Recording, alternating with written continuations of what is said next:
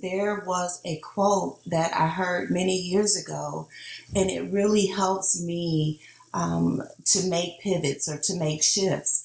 And it is the average American spends about 70%, 70 to 75% of our days working. And if we hate our jobs, what does that really say about our lives? And when we think about it that way, making a choice to be open to do something different should be celebrated.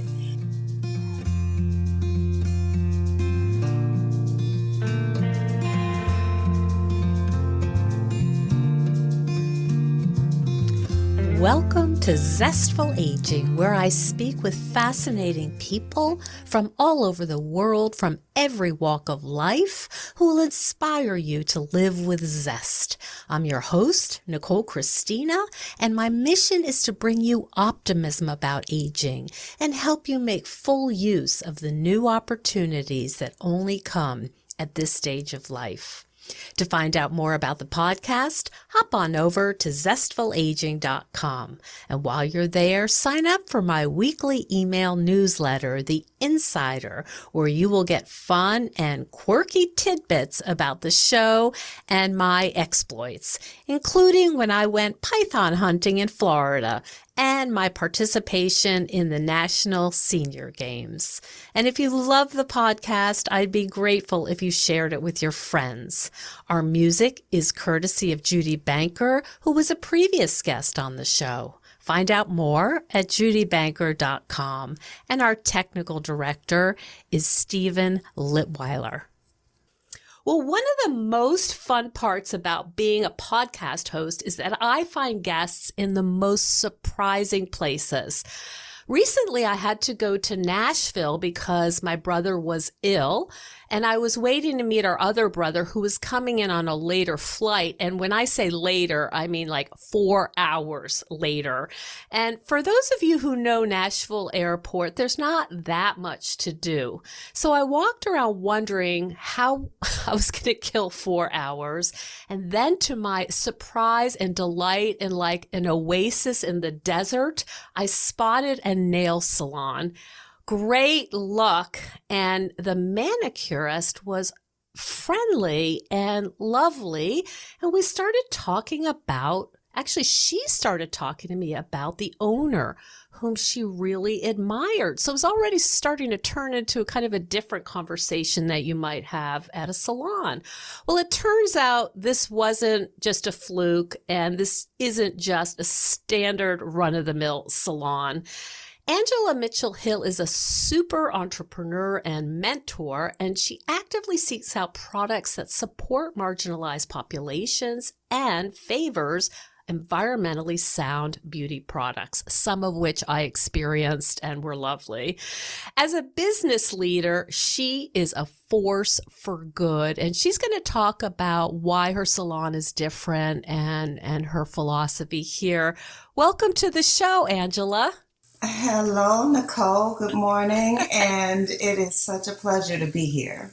Yay. I'm delighted as well. And as I said, you know, it's sort of random that we met up, but one of your employees just talked about you with such great reverence and great admiration. And I thought, and then she showed me your picture and she said, you've got to go on the website. And I thought, what's going on here? I have had pedicures before, and this is not the way it usually goes.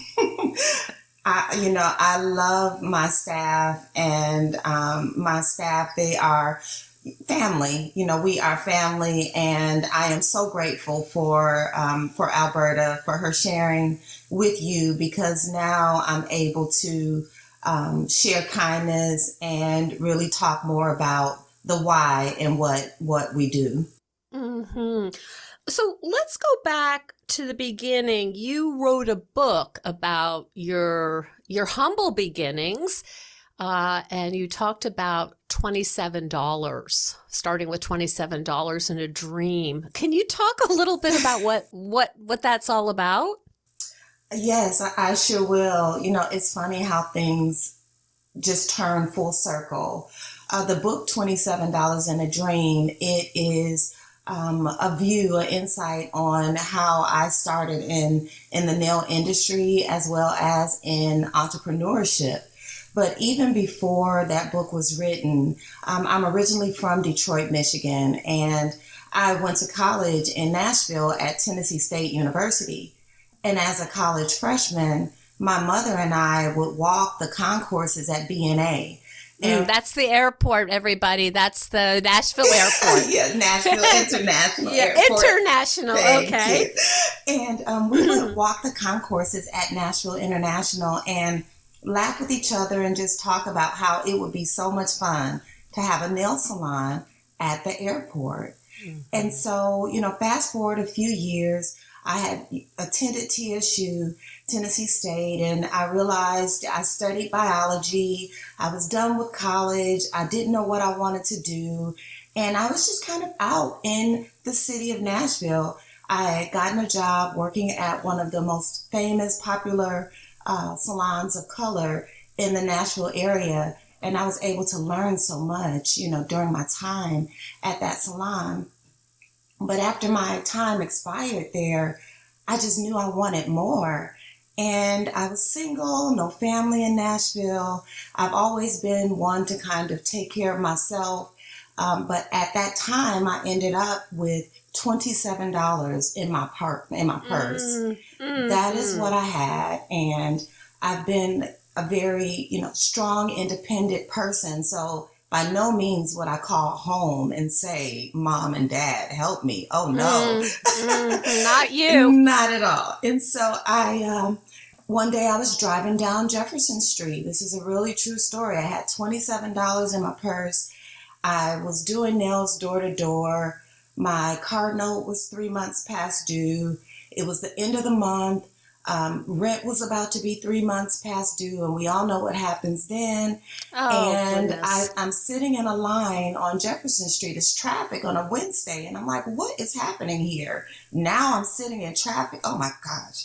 So I drive a little further, and I realize that the traffic was for Bible study at a church in the neighborhood. And I'm everyone in my family almost are teachers and preachers. My granddad's a preacher, my dad's a preacher, my mom's a teacher. And so I went home. I made that quick right. I turned in the parking lot at Mount Zion Baptist Church on Jefferson Street.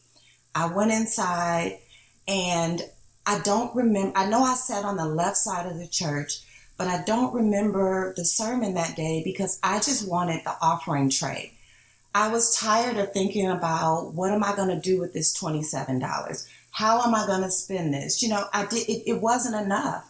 And so when the offering tray came by, I didn't put my name on an envelope. I just put my $27 in that tray. And when I left, I said, God, you got it.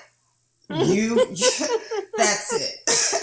I'm done. Talk about surrendering. I mean, that's like the real deal. You put it all out there. I did. You really jumped into that faith and trust. Yes, I did. And, 6 weeks later, fast forward, 6 weeks later, I identified a location. I did not realize that my dad and my mom had purchased a full salon of equipment in their basement in Michigan. Within 6 weeks, I was open for business after that moment. And I love that story. Yes. And so that's what the book is about. And that is the beginning of the 4 pillars that have been foundational for me and for my company to help us to continue to move forward. And those 4 pillars of my foundation are faith, focus, systems, and innovation. I see. So for you, this isn't like you didn't say, what's my niche here? What is missing? What can I fill? How am I gonna? It's a totally different place to start. Absolutely. It was a place of sheer passion. I had no experience in entrepreneurship. As I said, I studied biology, but my whole life I've been a studier of people, when I worked at that very popular salon here in Nashville, it really gave me an opportunity to learn the culture of Nashville, to learn the culture of the salon industry. Anyone in my family, anyone that knows me prior to Nashville, it's an oxymoron that I would be in the salon or beauty industry. I am very active by nature. I'm a ponytail girl normally. And so being in that environment gave me a really great ability to watch and to learn and to absorb. So I'm very grateful for that experience as well. What are the kinds of things, and you mentioned this in some of your writings, what, as an observer of human behavior, when you were in this really popular, I assume busy salon, if there's a traffic jam in front of it. Hi, everyone. You may have noticed that Zestful Aging Podcast does not run a lot of ads. That's because I'm just not willing to endorse products that I don't have total confidence in and that I don't use myself. So it really means something when I tell you that after I interviewed Dr. Bill Rawls on cellular health, read his books, and learned about his high standards for quality control, I was sold. I placed an order for Vital Plant supplements immediately. I encourage you to check out both of my interviews with Dr. Bill Rawls and hop on over to vitalplan.com. If you enter Zestful15, they will give you a 15% off of your first order. I'm really excited for you to try these products. I think you'll be very impressed. Now, back to the show. What are the kinds of things that you learned that you hadn't known before? That question evolves, actually. I'm always learning. At that moment, being new to Nashville, coming from a completely different part of the country, I had to learn a lot. I had to learn how different I was. My normal wasn't normal for everyone, everywhere. And so it really gave me an opportunity to look at things that, again, I thought was normal. I'm from Michigan. And so in the North, it was a lot different. We weren't as friendly as in Nashville. And I noticed that, yes. And I remember being here, calling my friends back at home saying, these people are weird. Like everywhere you go, they're smiling at you, and like you're at the stoplight and people are looking in your car, and people are waving at you. Like, what is happening? And that was my first, instant. It was like I was immersed into a culture into something that I just wasn't aware. And then once I realized that there was difference, and it made me appreciate also some things that that in my upbringing that wasn't part of this particular culture. And so it just really gave me an opportunity to kind of assess and then look at where the need was in the community, specifically in the nail industry in Nashville, and really solve that need. Mm-hmm. What's it been like, Angela, being a woman of color in this industry? Has it this is obvious, answer, I think, but what kind of obstacles, or what's been the experience for you as a leader, as a woman of color? Has that been something that people have encouraged? Have you found, because you are in the South, as friendly as it is, the reality is you are in the South. What's that been like for you? It is ever evolving as well. The obstacles that I faced early on in my career, and I'll say specifically opening up a brick and mortar bootstrap business in the heart of a revitalized district, that those obstacles are different than obstacles that I experienced at Nashville International as a single unit business. Fast forward to 2023, I am a entrepreneur with several businesses at the airport. I'm involved in the community. I participate on boards. And so there are different layers of obstacles that I've learned to face. One of the go-tos, or one of my strategies in moving past those obstacles, is to really spend time with myself and be very intentional about where I am and what I'm doing, so that I can manage emotion in challenging times. Mm-hmm. And does that mean, do you have some kind of meditation practice, or does this get back to Mount Zion? I mean, how do you prepare yourself? Because it seems to me, as someone who's self-employed, it's already pretty hard. It's just you, right? And Yeah. like, it's wonderful and it's hard. And I just wonder what it's like for you as a woman business owner to begin with, and then a woman of color, just how that is, I guess. Yeah, it's very challenging. And as a song says, with every level, it goes higher and higher. And so the amount of the level of obstacles that I'm facing now are definitely more challenging, if you will. But you asked a great question about what do I do to try to stay balanced as I go through these obstacles. And there is a practice that I started years ago. It's a part of Nailed It Empowerment, which that's where the training and coaching that I do is through, and it's called Champion of the Morning. And it is a 10-step process that when I do it, I wish I could say I do it all the time, but I don't.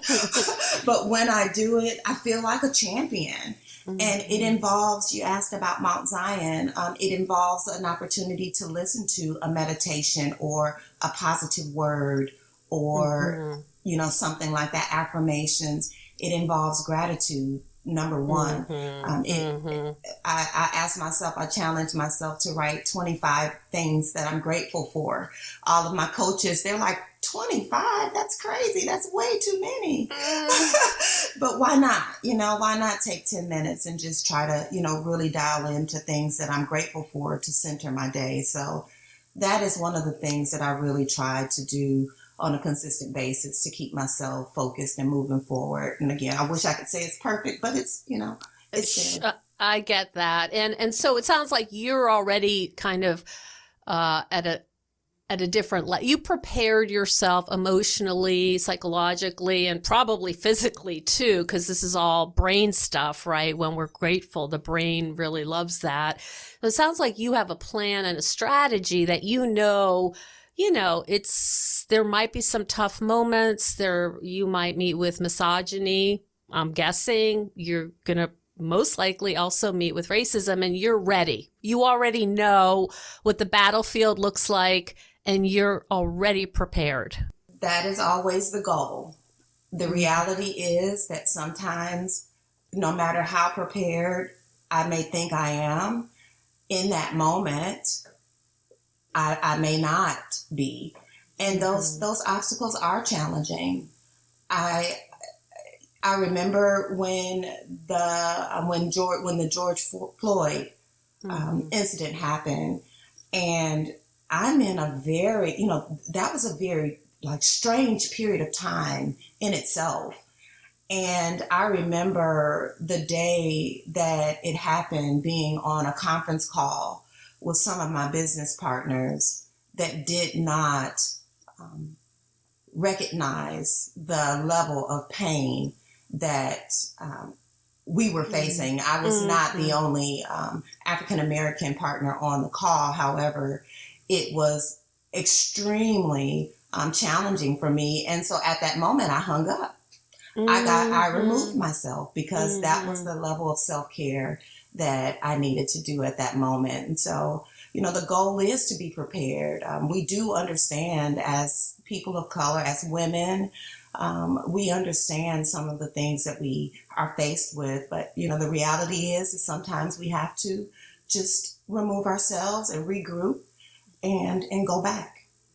Do you have a support group of women business owners that or entrepreneurs in Nashville or other places that you can draw support from? Yes, I do. That's one thing that's really been very helpful in my career, going through challenges and failures and successes and challenges and failures and successes is really aligning myself with women and business owners that are similar. One group that I am very actively a part of, and it really helps connecting, is the 100 Black Women of Middle Tennessee. That organization is really awesome because it's like-minded women that are not only there to support one another, but we're actually making a difference in our community. And so I love my partnership with that. I'm a member of Brain Trust, which is another awesome organization here locally for women entrepreneurs. That is a monthly type of touch base that we have with one another to hold each other accountable to accomplish our goals and to help brainstorm and things like that. So yes, I that is very important for me, is to align with like-minded women and people. Yes, I can imagine. It's so important. Can we talk a little bit about your choice to how you decide what products fit your vision for the salon? Because I imagine there's a lot to choose from. How do you make decisions about what reflect your values? That is sometimes a tedious process because, as you said, there's so many great options. And one thing that I've learned, and I remember talking to my mom about this, because I would say to her, just because I like it doesn't mean everyone else is going to like it. And, but I don't do that anymore. I really focus on products that, number one, their mission and their purpose align with what we do. We focus on sustainability. We focus on enhancing the travel experience, on having vegan, natural options, on supporting women and marginalized populations, their businesses. And so when they match up on that level, then it's, how does it feel? How does it smell? What does it really do? And that is how we really have been able to curate our list of great partners. And we've got partners from all over the globe. And so it really is exciting to know that we are impacting the world by just offering a traveler something that is a great gift. We have one of our items are wine gummies. And so they're gummy bears, but they're wine flavored, and they're partners out of Ontario, and it's women-owned business out of Ontario. And we love Avenos because they're great gifts for baby showers, for moms that are, with child that are missing a glass of wine. These pretty boxes of wine gummies, and our travelers love them. And so, we've got Partner Girlhood. It's a woman-owned shoe company. They manufacture their shoes in Italy, in Greece, and they are based out of Paris. And their whole mission is just to have fun. Girls want to have fun and have cute shoes. And so we love, girlhood. And oh gosh, that's beautiful. Hello, all you Zestful listeners. I can't wait to tell you what I've been working on in between interviewing powerhouse guests. I'm putting the final touches on my new web course about how to age with courage and vitality based on science and my 30-year experience as a psychotherapist. The course is full of super practical and doable activities, and it will help you be more optimistic about aging. just like my dogs who are wrestling right now. I cover all the hot topics such as exercise, mindset, eating, relationships, and leaving a legacy. And there are bonus interviews with the lead nutritionist at Syracuse University and an over 55 tennis player with an immune disorder who played in the national championships in Florida. But I have one problem. I'm struggling with the name. So here are a couple I've been playing with. Zestful Aging, creating a healthy mind and healthy body. Or Zestful Aging, creating the rest of your life. So I really need your help, listeners. If you come up with the name of the course that I choose, I will give you a shout out on the podcast, as well as list you in the credits for the course. And you'll get a t-shirt with my brand new logo that's just hot off the press. So send all your great ideas for my course to me at zestfulaging@gmail.com, and I can't wait to see them. Thanks so much.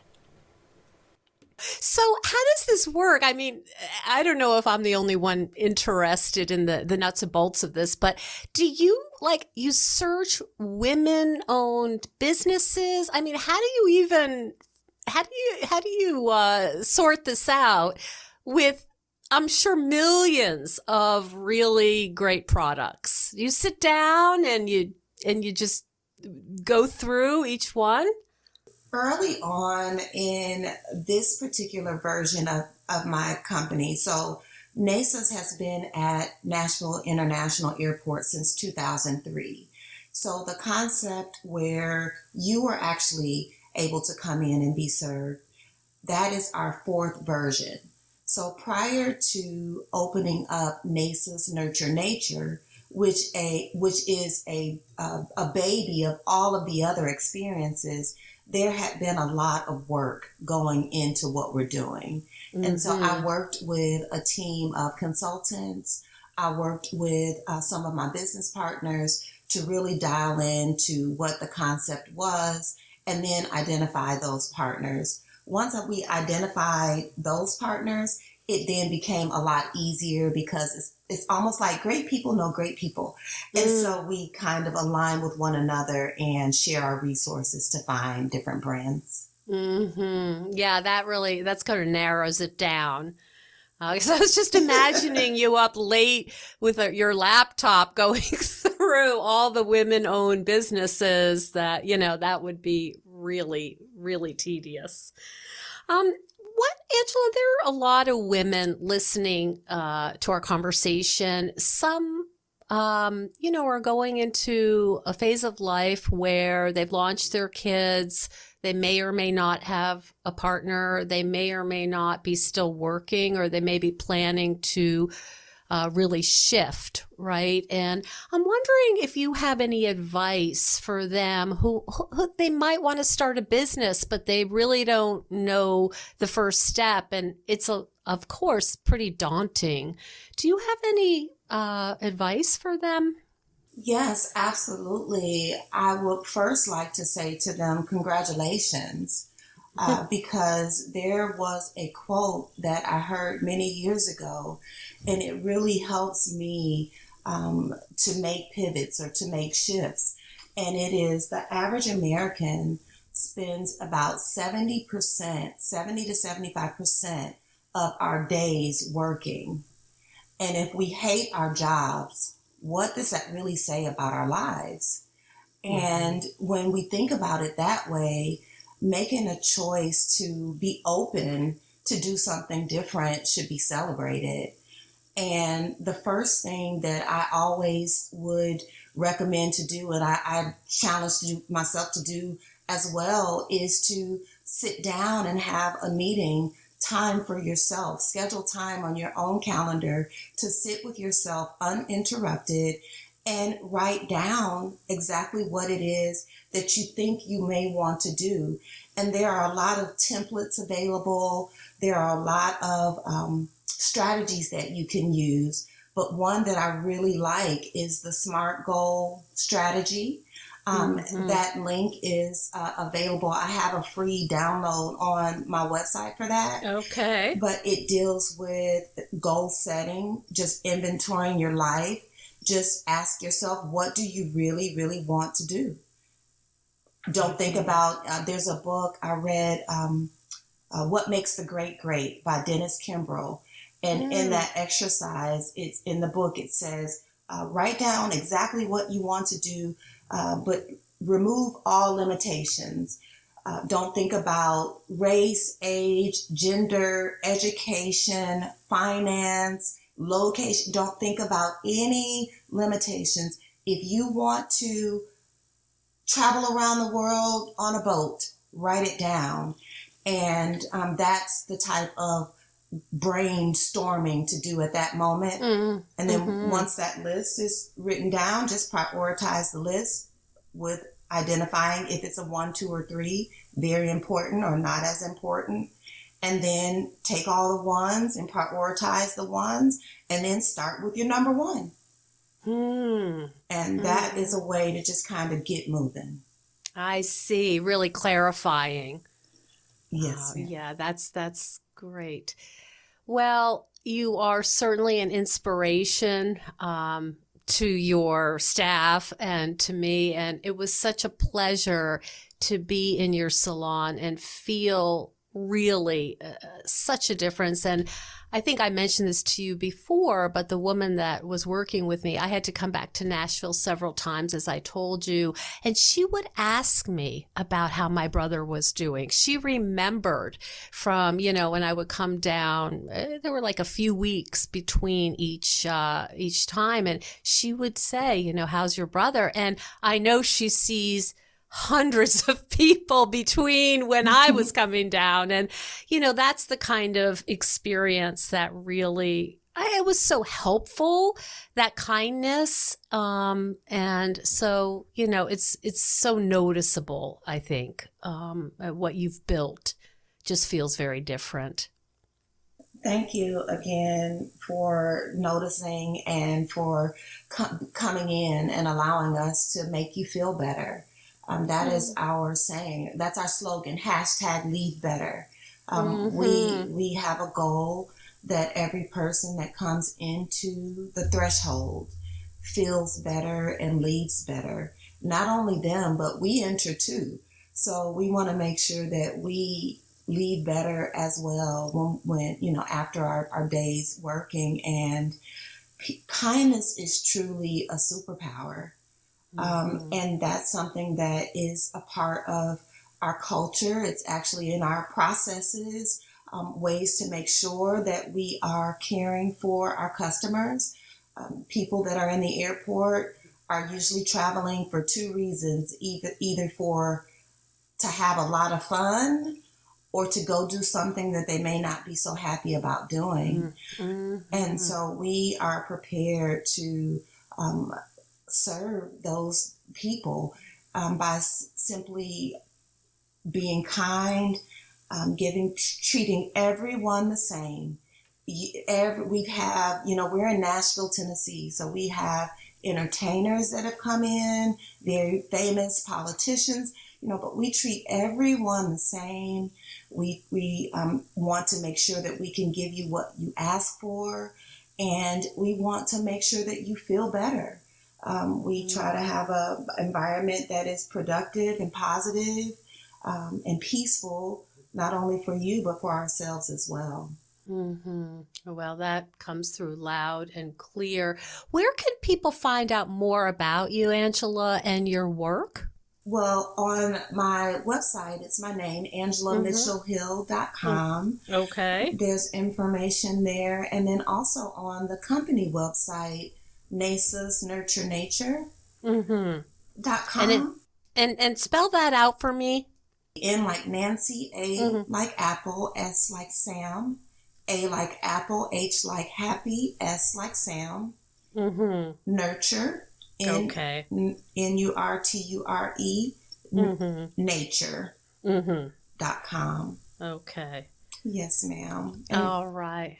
Well, it's been an absolute delight to reconnect with you. Your loving energy is palpable, and I'm so happy to be able to hear more about your mission and your life and how you got there. And congratulations on all of your success. Well, thank you so much, Nicole, and you are a pleasure. What you are doing on your platform is needed and appreciated, and I am grateful to be a part.